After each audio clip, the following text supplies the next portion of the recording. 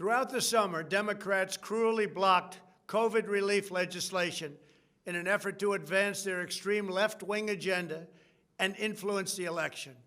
Then, a few months ago, Congress started negotiations on a new package to get urgently needed help to the American people. It's taken forever. However, the bill they are now planning to send back to my desk is much different than anticipated. It really is a disgrace. For example, among the more than 5,000 pages in this bill, which nobody in Congress has read because of its length and complexity, it's called the COVID Relief Bill, but it has almost nothing to do with COVID.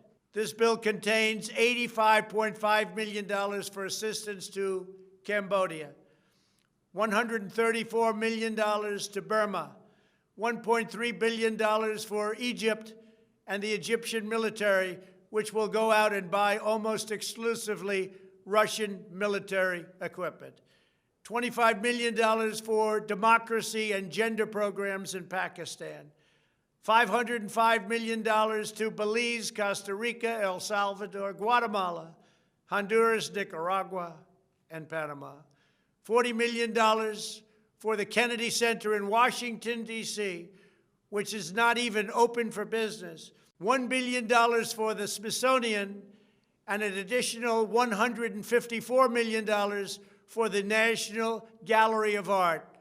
Likewise, these facilities are essentially not open.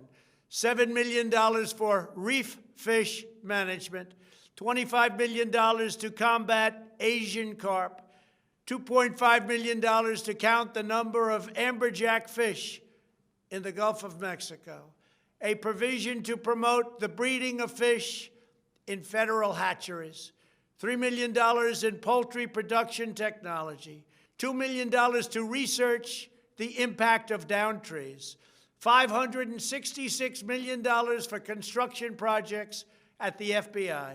The bill also allows stimulus checks for the family members of illegal aliens, allowing them to get up to $1,800 each.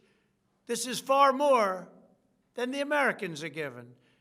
Despite all of this wasteful spending and much more, the $900 billion package provides hardworking taxpayers with only $600 each in relief payments.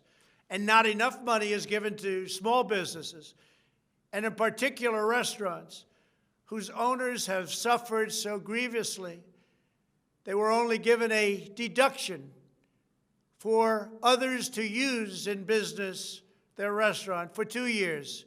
This 2-year period must be withdrawn, which will allow the owners to obtain financing and get their restaurants back in condition. Congress can terminate it at a much later date, but 2 years is not acceptable. It's not enough.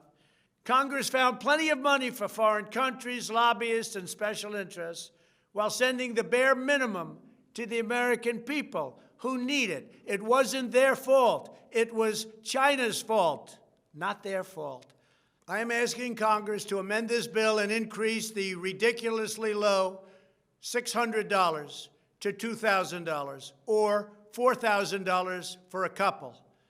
I am also asking Congress to immediately get rid of the wasteful and unnecessary items from this legislation and to send me a suitable bill, or else the next administration will have to deliver a COVID relief package, and maybe that administration will be me, and we will get it done.